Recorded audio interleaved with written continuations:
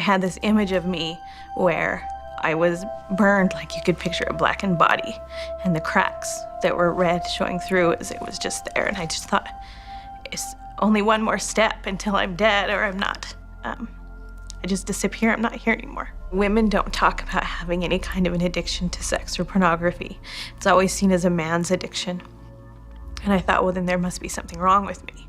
I felt like I was a freak of nature, that I was broken. I was extremely miserable. The nature of my relationships were purely physical.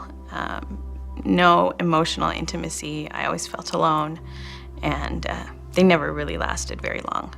I got pregnant, I had a child out of wedlock. That was hard. And then I thought, maybe if I get married, it'll fix it. But things just went downhill even further. We ended up getting divorced.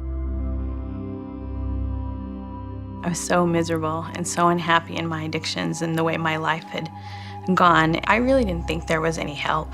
I started seeing a counselor. She suggested I go to meetings, but I would go to a meeting a week and feel like I don't even understand how this can help. I've got all this stuff in my mind. I can't avoid it. It's with me 24 hours a day. I went to a meeting where the missionaries gave me a challenge. He said, as a missionary in this program, I give you a priesthood blessing that if you're struggling in your recovery, if you do 90 meetings in 90 days, it will make a huge impact in your life. And I thought, all right, I'll take on your challenge. Bring it on, because if it doesn't make an impact, right now I don't think anything is going to help, so what can it hurt? That was the turning point, I would say. About halfway through my recovery, I would say, I started realizing that I wasn't this black and burned thing to myself. I was more like a white light inside with all these white strings.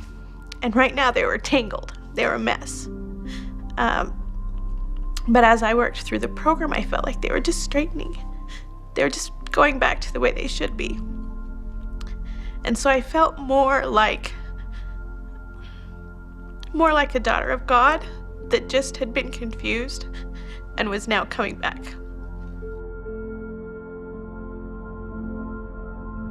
Recovery hasn't been easy.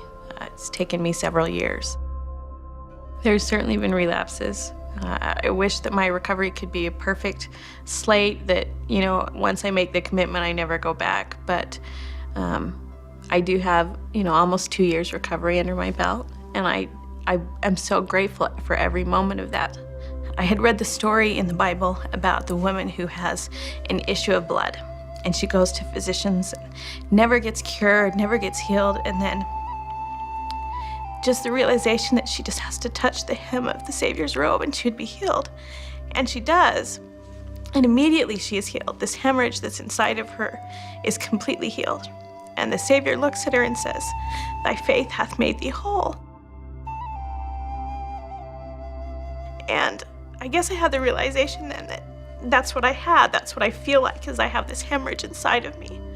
And He can fix it.